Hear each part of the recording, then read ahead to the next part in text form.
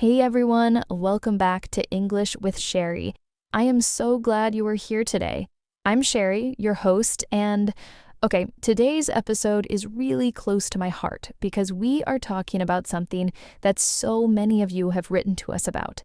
The topic is confidence, how to feel more confident speaking English in everyday situations. And I'm Nick, the co host. Yes. And honestly, this topic is so important because, it doesn't matter how much grammar you know, right? If you feel scared to open your mouth and actually speak, it's really hard to make progress. And I think a lot of learners feel that way. Totally. And to be fair, this is something that almost every English learner goes through. You study, you know some words, you understand when you read, but then the moment someone speaks to you in English, your mind just goes blank, like everything disappears. Yes, that blank feeling, it's real. And that's exactly what we want to talk about today. Why that happens and what you can actually do about it. So if this is your first time here, welcome. We are so happy to have you.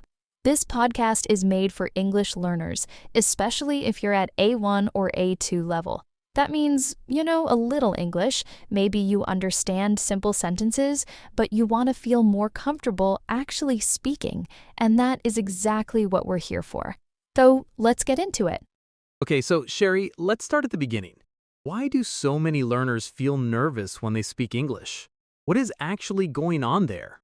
Yeah, so I think the number one reason is fear of making mistakes, and I totally get it. Nobody wants to sound wrong. Nobody wants someone to think that person doesn't speak well. That fear is so normal. But here's the thing, that fear stops people from practicing, which means they never get better. Right, and there's another thing too. A lot of people think they need to speak perfectly. Every sentence has to be correct. Every word has to be the right word. And honestly, that's not how real communication works. Even native English speakers make mistakes. They forget words, they start a sentence, and then they change it halfway through. Totally, and I can relate. I mess up sometimes too. I say the wrong word, I forget what I was going to say, I repeat myself. It just happens, and nobody really notices or cares that much, you know? Right, and so if even fluent speakers are not perfect all the time, why should a learner be? And I really want learners to hear this. When you make a mistake, that is not a failure. That is a sign that you are trying, that you are pushing yourself, and that is something to be proud of. Okay, so let's dig into mistakes a little more. Because I think learners are afraid of specific things, like using the wrong grammar or choosing the wrong word or people not understanding what they're saying. Yes, and here's what's interesting. Most of the time, people do understand you, even if your grammar isn't perfect, because communication is the goal, right? Not perfection. Think about it. If someone says to you, I want one coffee, please, maybe the grammar is a little off, maybe it's not the most natural phrasing, but do you understand what they want? Definitely. Yes, of course you do. Right, so communication worked. That's a success.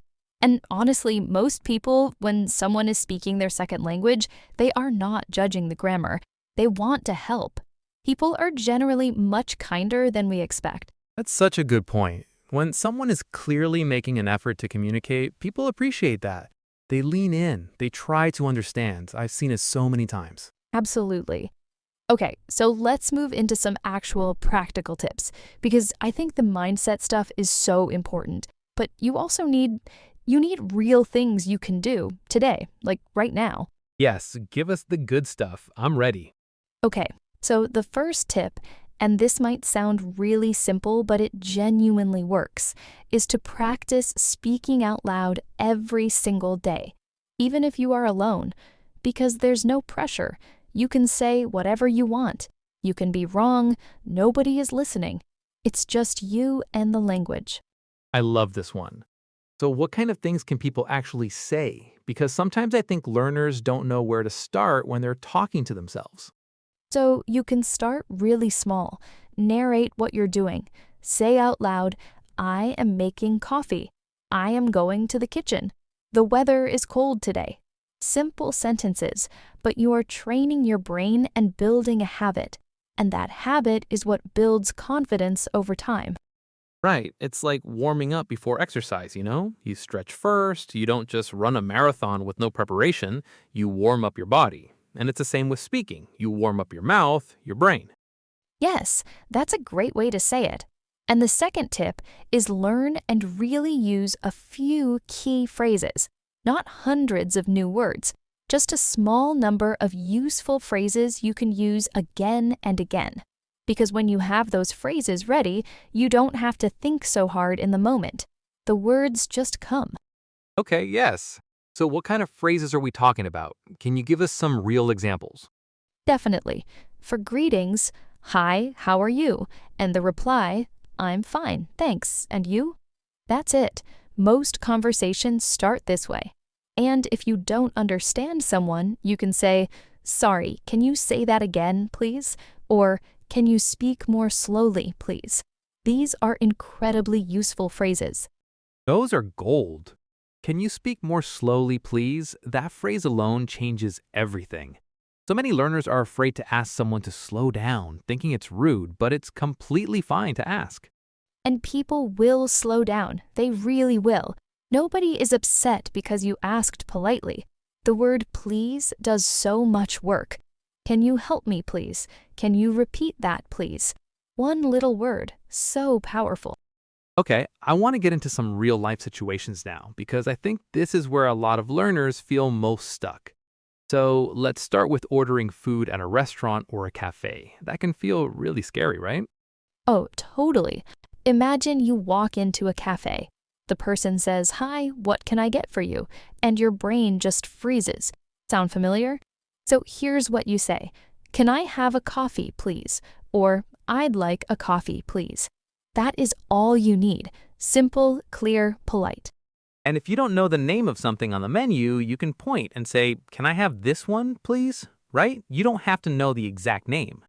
Yes, pointing is completely fine. Or you can say, what is this? And the person will explain. If they use a word you don't know, just say, sorry, I don't understand. They will help you. That is their job. They want you to order something. I think people sometimes forget that. The person working at a cafe or a shop, they deal with all kinds of people every single day. They're patient. They're used to it. You're not going to be a problem for them. No doubt.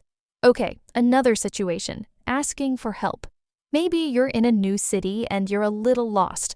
You need to find a train station or a shop or a pharmacy. What do you say? So my go-to is pick someone who looks friendly and not too busy. Walk up and say, excuse me, can you help me please? And then, where is the train station or where is the supermarket? Most people will point or give you directions. And if you get lost again, just ask again. It is completely okay to ask twice. And if you don't understand the directions, just say, I'm sorry, can you show me on my phone? Most people are happy to do that. They tap the screen and point, and it's done. I want to talk about meeting new people for a second, because I think that's another situation that feels scary. Like, someone introduces themselves to you. What do you say? What do you do? Yes, this comes up all the time. So you say, hi, I'm Cheri, nice to meet you. They say their name back, then ask something simple, like, where are you from? Or what do you do? These are very normal questions. And if you miss a word, just say, sorry, what was that? Completely natural. Oh, and here's another phrase for when you need a moment to think. Let me think for a second. Or just, let me see. That gives you time. You don't have to rush. And it sounds natural. Native speakers say this all the time. Absolutely. Okay, I want to talk about mindset because I think it's the most important thing we'll say today. So many learners compare themselves to native speakers and feel bad.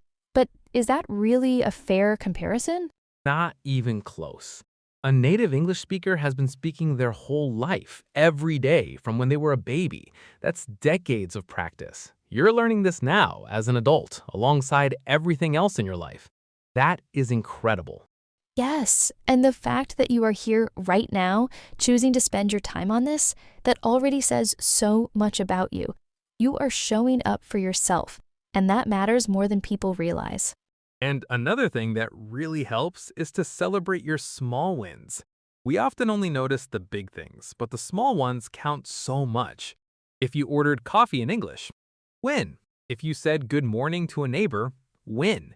If you understood someone, huge win. Yes, because progress isn't always one big dramatic moment where suddenly you're fluent. It's small steps, every phrase you remember, every time you try, every conversation you have. Those small steps add up, they really do. And you know what else makes a big difference? Having a personal reason for learning.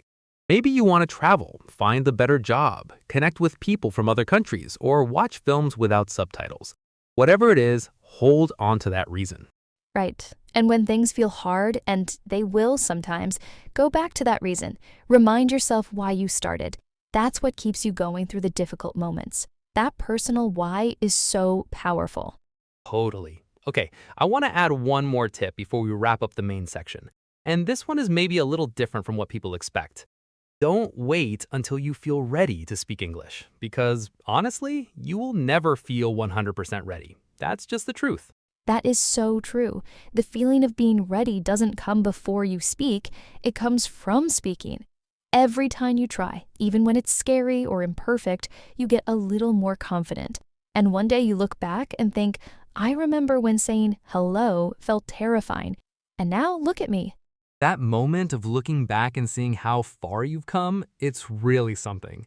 And it's worth saying, it is okay to feel nervous. Feeling nervous doesn't mean you're bad at English, it just means this matters to you, and that's a good thing. Yes, nerves are normal. Every learner feels them. The goal isn't to never be nervous, the goal is to speak anyway. Take a breath and try. The person on the other side of that conversation is just a person too. They want it to go well. They're on your side. All right, so before we say goodbye, let's do a quick recap because we covered a lot today, and I want to make sure everyone takes something home with them. Great idea. So, we talked about why learners feel nervous, fear of making mistakes, and why mistakes are okay because communication is the goal, not perfection. We shared phrases like, "Can you say that again, please?" and "Where is the train station?" We walked through real situations, ordering coffee, asking for directions, meeting someone new. And we talked about mindset. Confidence comes from doing, not from waiting until you feel ready. And remember, small steps count. Every single time you try, you get a little better. That is how this works. It's not magic, it's just practice, done consistently, one day at a time. For sure. And to everyone listening right now, we are so proud of you. Learning a new language takes real courage and patience, but you are here, you are trying, and that means everything. Keep going. You have got this. Yes, we are rooting for you. And if you enjoyed today's episode, please share it with a friend who's also learning English. The more people who find this, the better. And come back next time. We've got another great topic coming for you very soon. Thank you so much for listening to English with Cheri. I'm Cheri.